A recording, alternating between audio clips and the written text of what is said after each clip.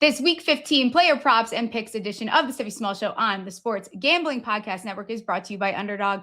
Underdog is hooking up new customers. Play just $5 and get $100 in bonus funds when you sign up with code SMALLS. Get access to all of our free picks and podcasts in one convenient place, the SGPN app. Download it for free in your app store. Just type in SGPN and let's yap.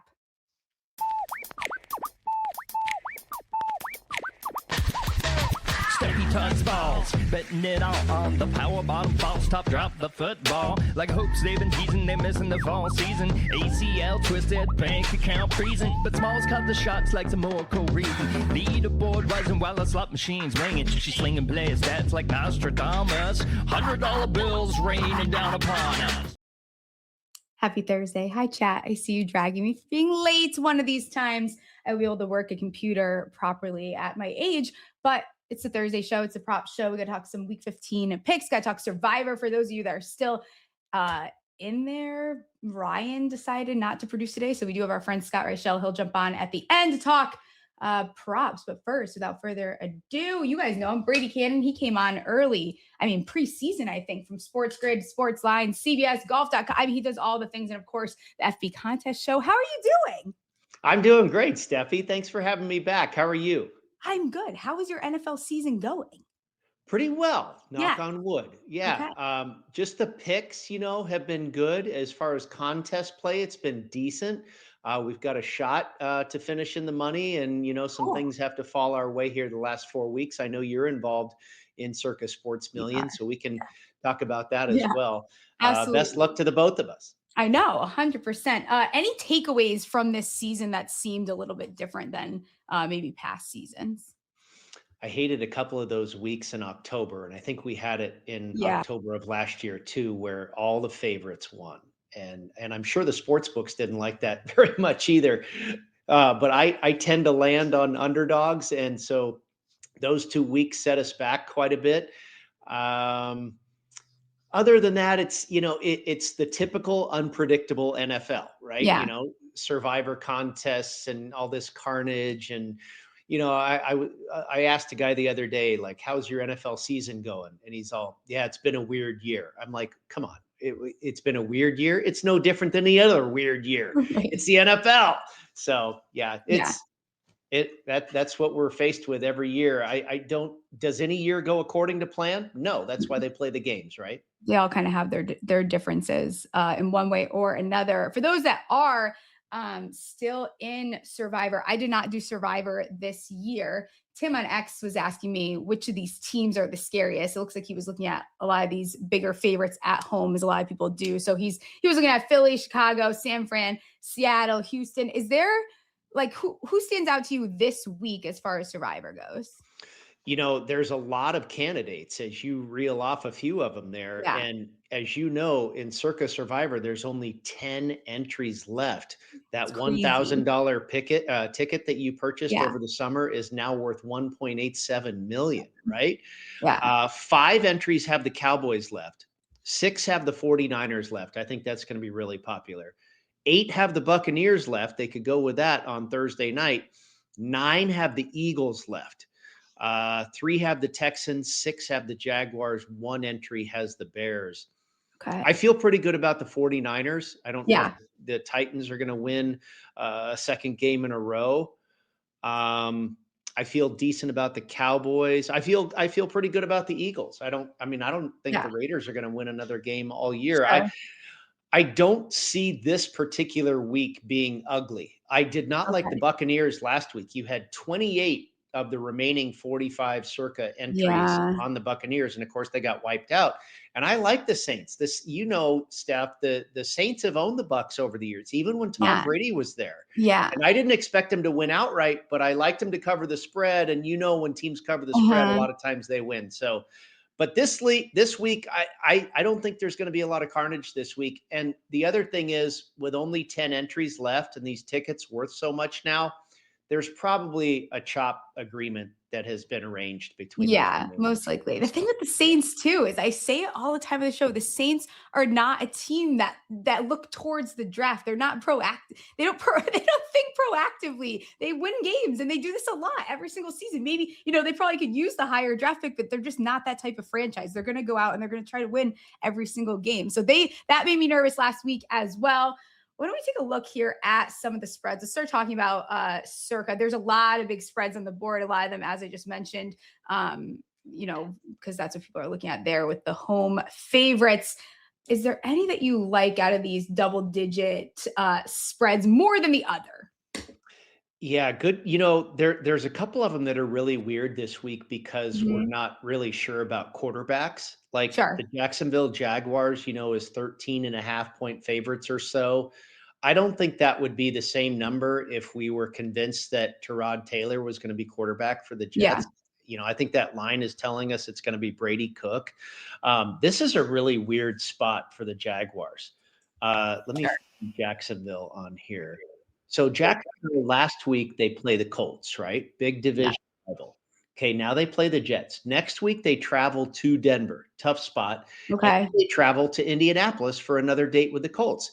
And who's sitting there in between this unknown, 3-win team from New York called the Jets? This is like such a possible flat spot, I think, for the Jaguars. If Brady Cook wasn't at quarterback, I would love the Jets here. And maybe I'll still get to the window with New York. But it looks like a really weird spot in the schedule for Jacksonville. I think that the Chiefs are a bigger favorite than I probably would have made them. I just don't think the Chiefs are that great. The Niners situation is interesting, Steph. It is. The Tennessee Titans come off of a win. So are they going to win again? Probably not. But I like to bet against teams that go into their bye week on a roll. Because the last thing when you're rolling and then you have to take a bye week, the last thing you need is a stop in the momentum, right? Right, 100%. The Niners had won 3 in a row, and now they have to stop. Now at the same time, they get even healthier, which is a good thing for this team. But I still think that number is a little inflated. I would probably hold my nose and take the Titans and just hope they could stay within that number. The Seahawks and the Colts is super weird. I mean, is it going to be Phillip Rivers? It probably is. Which is so crazy. It's so crazy. Are you a Rivers fan? I loved Phillip Rivers. I love Phillip Rivers, but I think part of this is and I kind of think we vaguely talked about this when you were on the show way back when, but people fall in love with these narratives and it's very easy to do. And I love this. This is fantastic. He's a grandfather. He's coming back. Hasn't played in 5 years. And I don't know if everyone remembers exactly what that looked like, but it wasn't pretty. It was a lot of emergency room balls, a lot of stuff that's not as it wasn't that and I'm going to be honest, he's got a little bit of a dad bod going on. He doesn't look like he's fully in football shape, but would I love for him to come in and cover this 100%? That's the type of story that's great for the game of football. But I think also it's enticing, to throw money on, a storyline like this. You're right. And some people are suckers for that, right? Right. They have a permanent home on Narrative Street and they keep going back. But I'll tell you what, though, we were talking about Circa Sports Million and we're down to the last 4 weeks of the season. And if you're anywhere near the money but you need to make a move, there's probably going to be a lot of people on the Seahawks this week, right? The last thing you want to do is to join the majority. So if you're trying to make a move and spike up the leaderboard and get yourself into some of the cash, the Colts could be a really contrarian, against the grain play. And if they happen to cover, you're probably going to leapfrog a lot of people. So that's, contest theory, Steph, is the games you're playing in the contest are not always the same games you're running to the window to bet personally. Yeah, absolutely. And, I've had a lot of luck the last couple of years. I don't know if it's necessarily luck, but I do like taking teams to cover when a quarterback gets their first start, whether that's a backup, whether it's a rookie coming in. We tend to see that team cover, and it's had a lot of success over the years. So it's an interesting angle. I might be able to convince producer Ryan to maybe we'll flirt with taking the Colts. We're not doing too well anyway, so it doesn't really matter. Before we talk a little bit more millions, we just partnered up with Kalshi, a real money prediction market, legal in 50 states. All 50 states, you can trade tons of markets in sports, including NFL, college football, and more. You can even listen. They have markets including politics, entertainment, even the weather. You can trade anything. So new Kalshi customers get $20 when they use promo code SGPN. That's Kalshi promo code SGPN. Underdog is your home for pick'em entries where you can win up to 5,000x.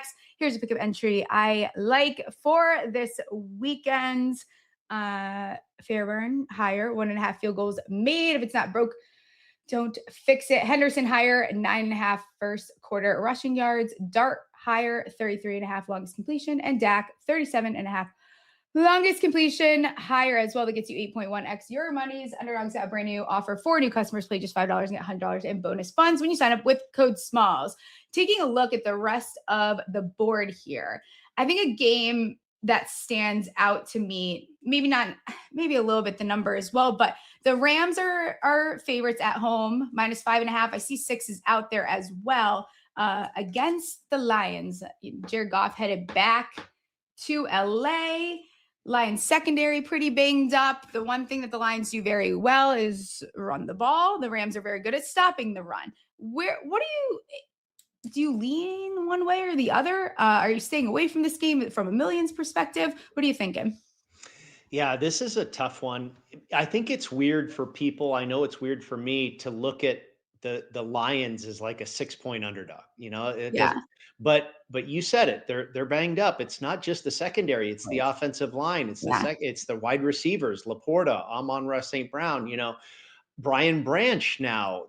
Arnold, Kirby. It's all and I'm bummed because I love the Lions. I didn't grow up a Lions fan or anything, but I've become a fan of watching this team. They're so cool to watch. And I really think these are probably the best 2 teams in the NFL, but for the Lions when they're healthy, and they're not. And so, I think the spread is probably justified. I think the Rams are just a machine right now. Sure. If I was going to play the game, I'd probably have to take the dog. And I also think that could be a strategic Circa Millions play because I think the majority will play the Rams here.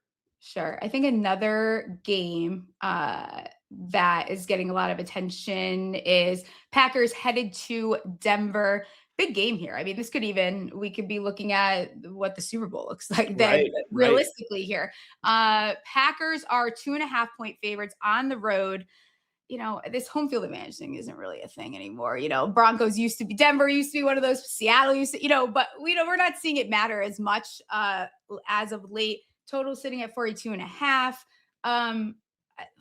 Where do you lean this game? Because I said it on the show, I really have upset a lot of Broncos fans, but I'm still having a hard time fully getting behind it. I'm totally bought into their defense. But you look at the teams they've played, and there is an argument for maybe that's part of the success that they've had. They haven't lost since September. Packers do rely a lot on big plays, very big play dependent here. I think Broncos D can handle that. But what do you think about this game? I went to the prop market on this one for you. Yeah, cool. All right. I know you're a prop fan. So I tried to dig a few up for you. Let's do it. And you talk about that Broncos defense. There's no doubt. I mean, if there's some holes you can poke in this Broncos team, it's certainly on the offensive side of the ball. Bo Nix, he can be a little bit inconsistent. We saw that a couple weeks ago against the Washington Commanders.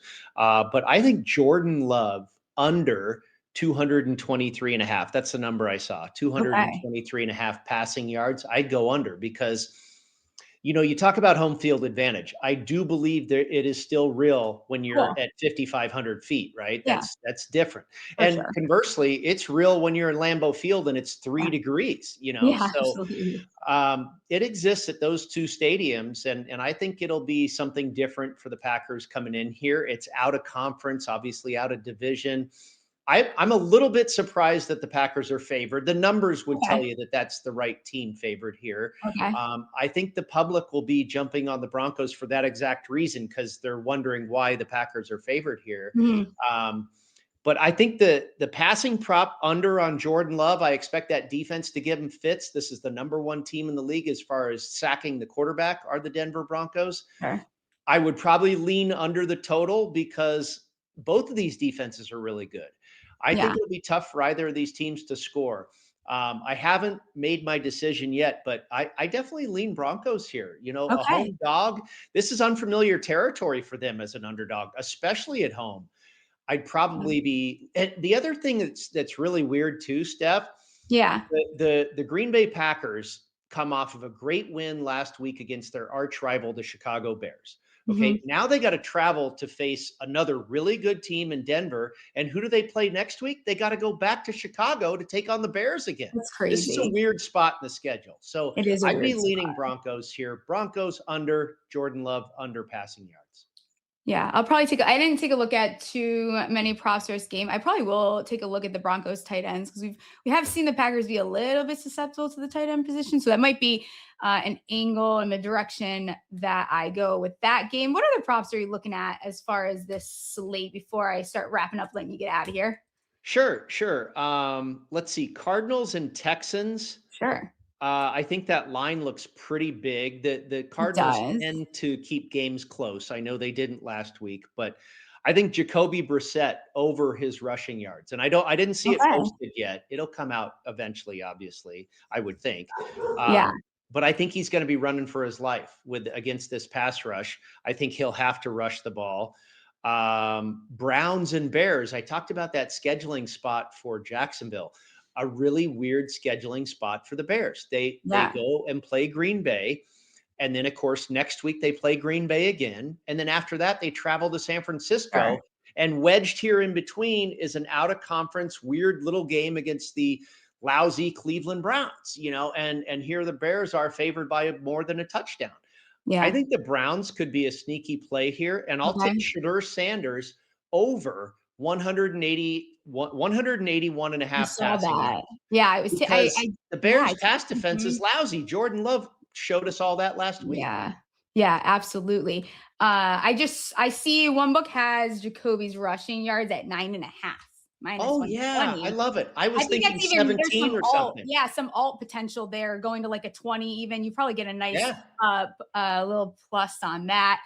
And you said the Sanders. Absolutely love that. What is that spread also something that interests you? Do you think that the Browns can keep it close and cover that 7.5? Scheduling spot, right? I do. Sure. I think the scheduling spot is so poor for the Jaguars and the Bears this week. It's just that that spot they can totally slip on when the game prior and the games coming up are much more important.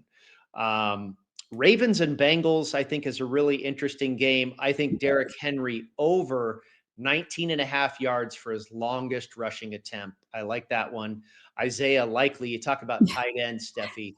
Cincinnati has trouble with tight ends. Isaiah Likely over 37 and a half receiving yards. Giants and Commanders. I think Marcus Mariota will rush the football. We've seen Dan Quinn go to that strategy, over 30 and a half rushing yards for Mariota. And then finally, 18 degrees on Monday in Pittsburgh is the high. Tua Tagovailoa, that is not his environment.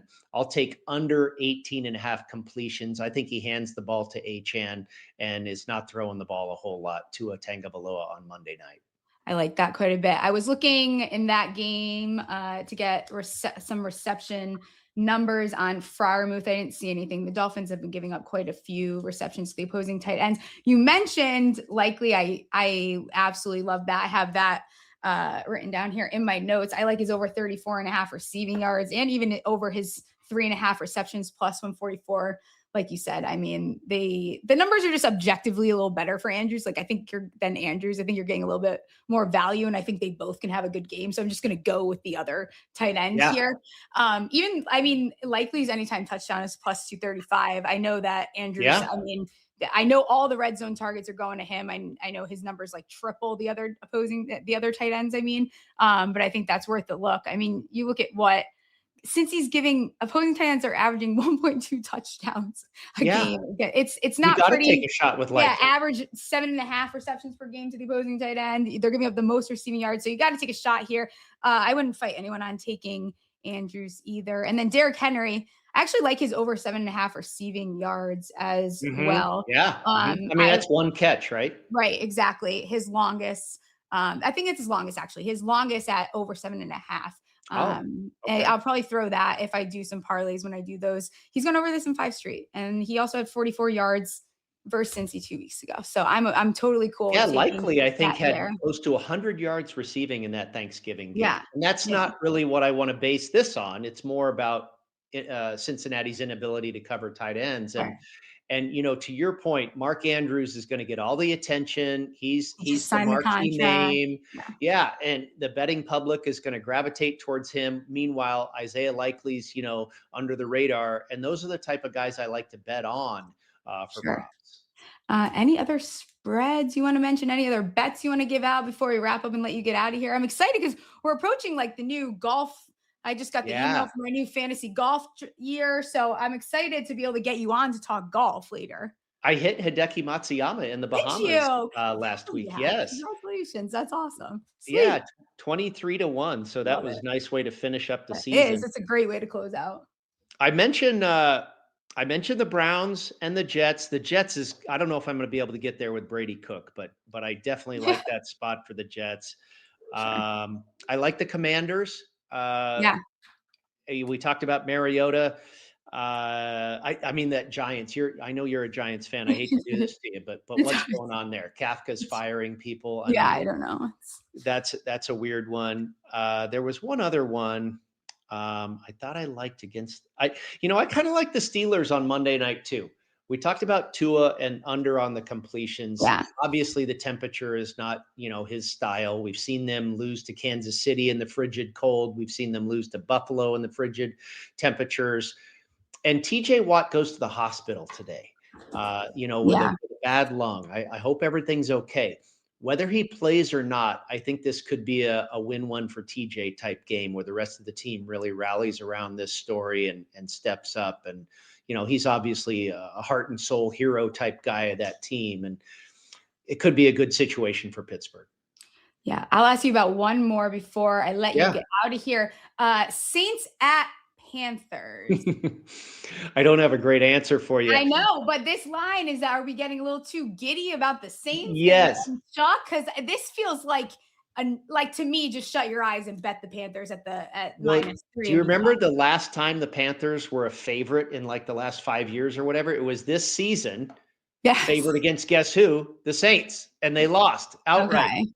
Okay. But here's the weird situation for me. I mentioned that I like to bet against teams when they go into their bye on a roll, because the last thing they need is that stop in the momentum.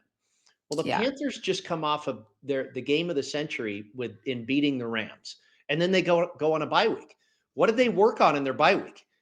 Did they just pat themselves on the back and say, "Hey guys, we just beat the Rams, nothing to work on here"? And then the Saints, meanwhile, come off of a win over the Buccaneers. So both of these teams could let down a little bit. I don't know what to do with that one, Steph. Yeah.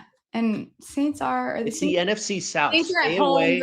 The NFC South is a bad drug. Yeah. It's awful. It's an underachieving division. The Falcons, I mean, this division is really, I think it's the most unpredictable of all divisions in football. Yeah. Saints 1-5 against the spread at home. Don't love it. I think people will be eager to take Saints. I think I will probably end up on the Panthers here. You were fantastic. Why don't you let people know where they can find you, find your work?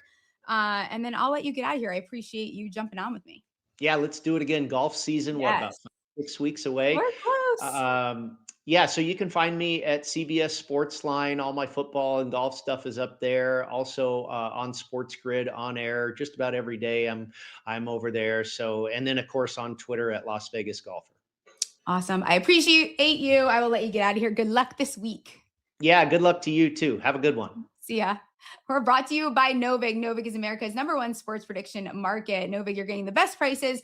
Download the Novig app and get $50 when you spend $5 if you use our promo code SGPN. Get in on the action with Novig, promo code SGPN. Rhythm has absolutely crushed the NFL this season, especially on props. They've been so good at identifying when to fade players and take those unders.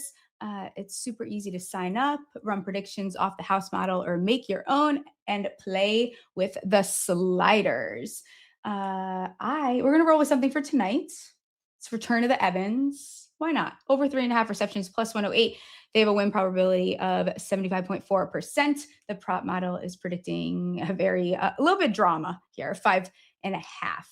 Use promo code SGPN25 when you download the Rhythm app for 25% off your first month. Download Rhythm, use promo code SGPN25. Now it's Scott Reiche is going to jump on. We're going to talk some more props. If you haven't liked this video, do that. Subscribe, rate, review. If you're listening on the podcast, Scott, congratulations. 1,000 episodes on the NBA pod. Is that what we... Yeah, we did the 1,001st episode today. So Hell yeah. It feels good to get through an obstacle there. I wasn't around for all of them. I was around for about 800 or so most of the way. But happy to once again reach a milestone. Always nice. Yeah. Awesome. You do. Oh, you know what I went to? I went to the Garden Cup. I meant to text you. I went to the garden. I think it's time I put tennis into my rotation here. I've been hearing you say this before. I'm officially locked in though. I had so much fun, and now it has to become something that I bet on. Okay. Welcome aboard. Great. I'm excited. You can help me. We can do some hand holding. I don't know what I'm going to be doing, but I'm going to love it. And it was like absolutely a blast here. Want to give me a prop that you like? We can go back and forth. I have a few left that I like. Let's hear what you're looking at. Sure. So I'll start off with the Bengals game against the Ravens. I'll go with Chase Brown over 19.5 receiving yards at minus 110. I took it in the first meeting and ended up getting there pretty easily on Thanksgiving. But he's had at least 23 receiving yards in 5 of his last 6. He had 7 catches for 35 yards against Baltimore. And that was a very bad game script later on because the Bengals were leading basically the entire game. Still flew over that number. And the Ravens have been allowing a bunch of receiving yards to running backs this season, 5th most in the entire league. So I like the actual matchup. Brown, we know, is a very solid receiving back. I think he'll be able to do some damage like he did in the first meeting in a couple of ways. But I do think 19.5 receiving yards is nothing for a running back that's very comfortable catching passes out of the backfield. Give me the over at minus 110. You have any feelings on that game and that spread at all? What is it sitting at now? I haven't even looked at the updated number. Let's see. What do we got here? Bengals 3-point underdogs at home. Yeah, so I can't stand the Ravens because they should be better than they are. The Bengals can't stop anybody defensively, but we know Joe Burrow's Joe Burrow. I am going to go with the Ravens personally, but there's no chance I would actually trust them enough to bet on really either team in this spot. But I do think the Ravens will get the job done here, but I'm not going to bet it. I can't stand Baltimore. I'm really not a big Harbaugh guy. I understand that, he gets this reputation being a great coach and all, but there are so many winnable games that his teams just don't win. And I have to blame some of that on coaching, don't I?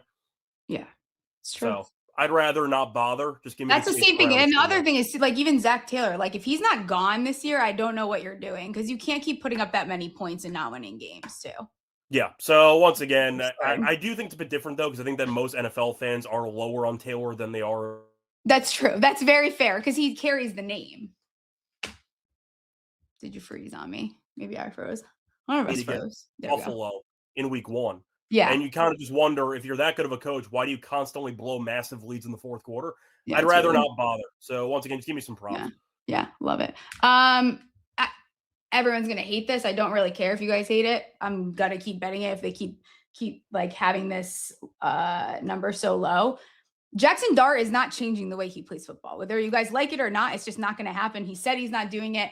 The number is unchanged from last week. Give me over 27.5 rushing yards, minus 115. I would shop around. There's 29.5s out there, 30.5s out there. There was no RPOs designed for him last week, but it was the first game also back from concussion. He still rushed 4 times for 20 yards.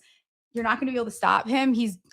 I just think 27.5 is still a low number for a guy that can take off and is very willing to run and is a very aggressive football player. Yeah, he also refuses to go out of bounds. So he's going to be going for extra yards. Yeah, right. And this is a good situation for him versus the Commanders where I see him going over this number. Yeah, it seems like a pretty low number for a guy that's mobile. Yeah. And as you said before, a guy that is willing to run no matter how many concussions he gets. I mean, this number before he got hurt was opening at like 40.5, 35.5. So yeah, well, I'm still getting a 27.5. I'll take it. Yeah, I can definitely agree with that. I'm going to go with a veteran that's not named Phillip Rivers that is still in the league. But a guy who I think has been washed for a couple of years, Adam Thielen. I'm going to take his longest reception under 10.5 yards at -110. If you want to just go for the yards or the receptions, that's fine too for the unders. But I'll go for the longest. He was on the field for allegedly 48% of the snaps last week for Pittsburgh. I didn't notice him about 98% of the time, but he had one catch for 4 yards. They signed him as a last-second receiver addition to hope he provided a spark. He can't really move if you watch him play. He doesn't create separation anymore. He seems to be a pure check down or security blanket, if anything. But I don't think he really has anything left in the tank. 10.5 yards is a lot of yards for basically a check down guy who's not on the field for basically half the time.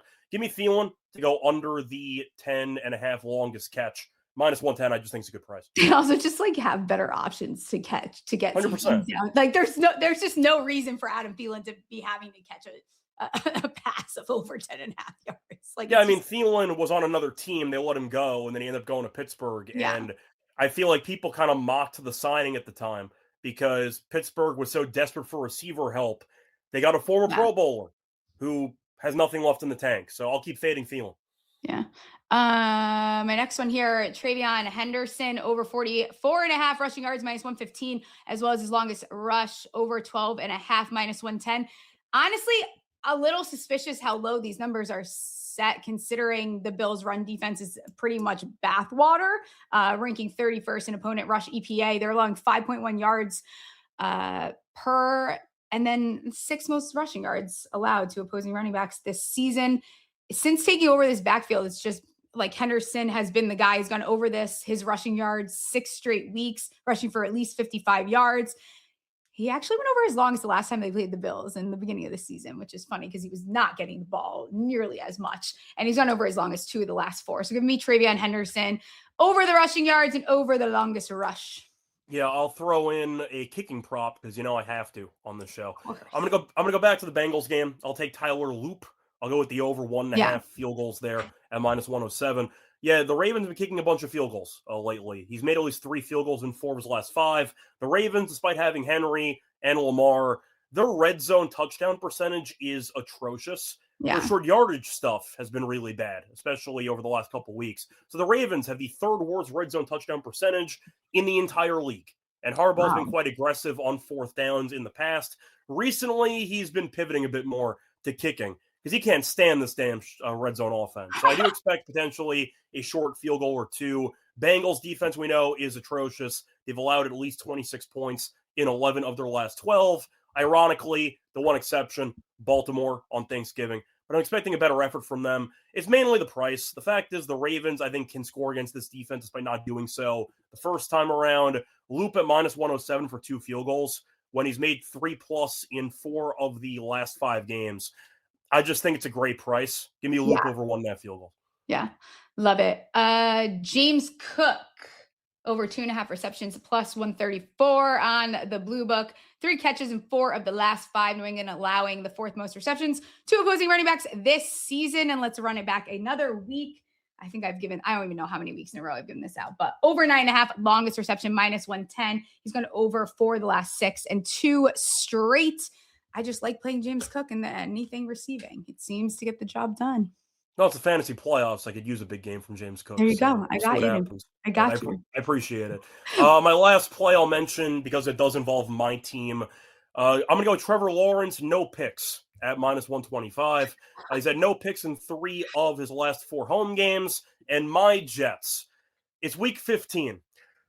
Do you know exactly how many interceptions the Jets defense has this season? 0, right? That is correct. The answer is the same as us. Yeah, but I think it has to come to an end. I think Trev throws one. I think it would be fitting if Lawrence was the first guy to do it. Yeah. But conceptually, if a play is 14-0, is blindly fading this defense, or like 13-0, and you have a chance at getting the same trend to continue at -125, sure.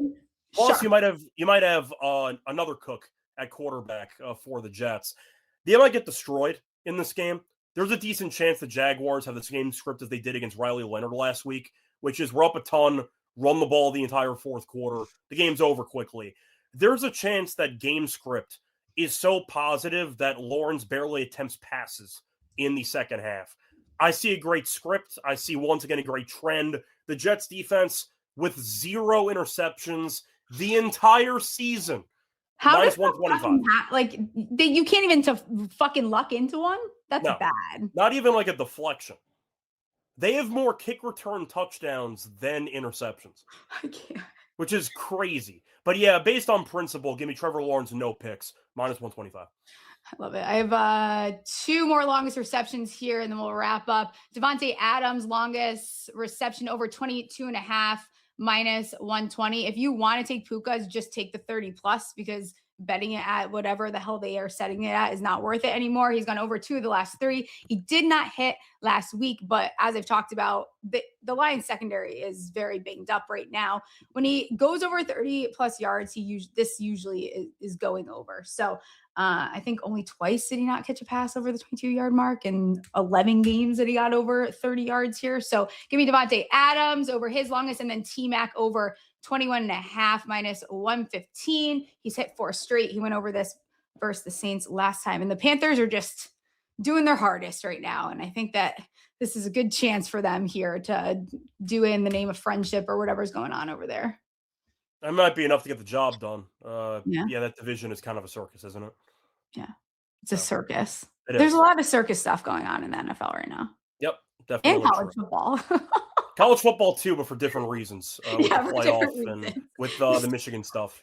That's just absurd. There's absurd stuff going on, but the timeline is always very funny when something like this happens or Jalen Hurts sucks. All the above. All the above. It's fantastic. 2 turnovers on 1 play. I still have yet to see it because I want to see it I was at the Garden Cup, but I want to see it in like the wild. I want it to pop up on my timeline. I don't know why I haven't seen it yet. I'll have to just YouTube it so I can. I don't know if you missed the actual algorithm time period where it just, appeared everywhere and then it was just gone. Like that. I was too locked into the fucking bunny. Do you have any regrets on that? What, the bunny? Yeah. No. I think so then there you go. It's fine. Priorities. But like the bunny is still, I don't actually think they're getting enough shit for the fucking bunny. Why did you put an Easter bunny in the fucking locker room? I don't understand. I still don't understand. It's a positivity rabbit, isn't it? Oh, what the fuck? It said Happy Easter. I saw too. That part confused me too. I still, again, don't think they're getting enough shit. Someone needs to be fired, whoever put the bunny in. The bunny's so weird. You're Eagles. Why didn't you get like a blow up eagle? Yeah, or any type of or not something blown up for grown adults playing in the NFL. Like I just think it aged worse because of the fact that their quarterback turned the ball over 5 times. Yeah, that didn't really help. But it doesn't. Yeah, look, the Eagles, it looks like by all accounts they're in free fall. Yeah. I'm not saying that other teams around the league needed extra proof they're in free fall. You bring in the positivity rabbit. Oh no, like Sirianni might just be a dead man walking at this point if they can't turn this around. It's a mess. The bunny is I could sit here and talk about that fucking bunny forever. I won't do that. Let people know where they can find you, what's coming up next. And we'll get out of here. Rate, review the podcast. And we'll get out of here when Scott lets you know what he has coming up, what the deal is, when's the prop. You guys have been crushing it over there, the prop cast. Yeah, did a prop show yesterday for Thursday Night Football. That game hasn't started yet, so if you want some thoughts on that, check out that episode. Did some NBA, NHL stuff today on the propcast as well.